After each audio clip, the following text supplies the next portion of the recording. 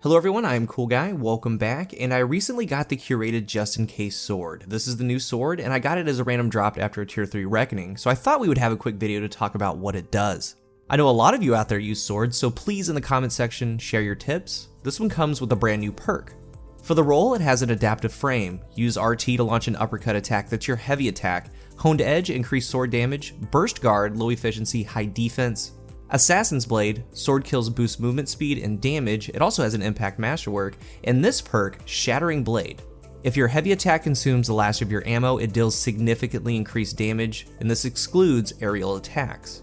There's one thing to note, Shattering Blade can roll randomly on this sword when it drops. There are only 4 perks in the second node, so there's a good chance that you can get it. The other node though has Assassin's Blade. This perk only rolls on the curated version, because if you don't get the curated roll, in that first node you only have 2 options, Relentless Strikes and Tireless Blade. So you can't get Assassin's Blade period unless you have the curated roll, and especially pairing it with Shattering Blade. We're going to talk about the perk, but we're going to compare it to another adaptive frame sword, the Striker's Surehand. This roll I have is very good. It has Jagged Edge for impact, Relentless Strikes, and that's landing 3 light attacks within a short time grants more sword ammo.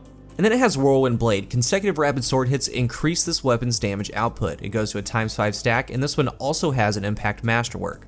So very comparable, but both these swords have different playstyles to them. Shattering Blade is a very cool perk though. The flavor text even talks about it. Even contingencies have contingencies. Again, it revolves around a last heavy sword attack, and that attack has that increased damage. There's about to be a lot of numbers thrown at you, so you're warned, but it's important to know how this thing works and what it does. There's essentially 4 heavy attack numbers that we're going to be covering with the uppercut, and we'll talk about the increases of each. So we have a base heavy attack, a base Shattering Blade heavy attack, then an Assassin's Blade heavy attack, and finally the big one, the Assassin's Blade Shattering Blade heavy attack. With the uppercut, you have 4 damage numbers. The first one is the base sword hit, and the other one is 3 hits of bigger damage from the uppercut. It's also important to note that this sword is solar. The plain base heavy attack does a total of 14,939 damage. That is a 5,975 sword hit, and then 3 hits of 2,988. The Shattering Blade attack does 44,810 damage total. Again, it has that base 5,975, but then it does 3 hits of 12,945. So from 14,939 to 44,810 damage, that's a 200% increase. It does 3 times damage. When you hit that final strike, it's as if you're doing 3 heavy attacks at once. But with the curated roll, you have Assassin's Blade. After you get a kill with the sword, you have a 5-second timer that goes on your screen, and it applies 15% more damage. So with Assassin's Blade, the regular heavy attack is 17,180 with all those numbers combined, and the final heavy attack with Shattering Blade added is a massive 51,533 damage. So this sword allows you to do a couple things. You can get in a well on a Warlock with the empowering melee. You can proc Flawless Execution like right here on the Spectral Blades Hunter. So with the buff and Assassin's Blade, I'm allowed to light attack, then heavy attack the same boss. And that light attack, Assassin's Blade, Shattering Blade, Flawless Execution combo did 95,522 damage, massive damage. So we started thinking about those situations in wells, the empowering melee, or possibly a flying tiger knee from a solar titan. Even contingencies have contingencies. So when you're low on ammo, you can run up to a boss and swipe them and run away. And again, it's as if you're hitting him with 3 uppercuts, but you just do 1 swipe. Maybe the new Titan gauntlets can shine with this sword. But in comparison, let's compare it to that Striker's Surehand that we went over earlier.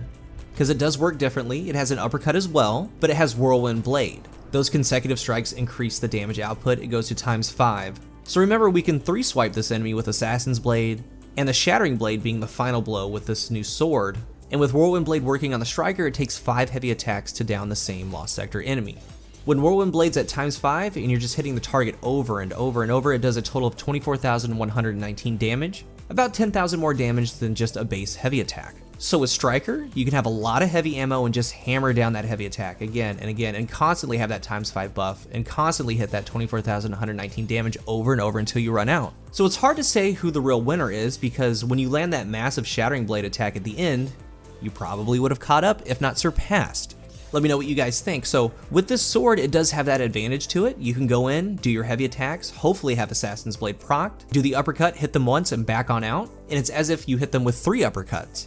It's a very interesting sword that can have some true DPS to it with the right buffs added. Alone, doing 3 times more damage is a lot. The only thing holding it back is that it does have to be your last heavy attack, but then again, that's what kind of makes it special.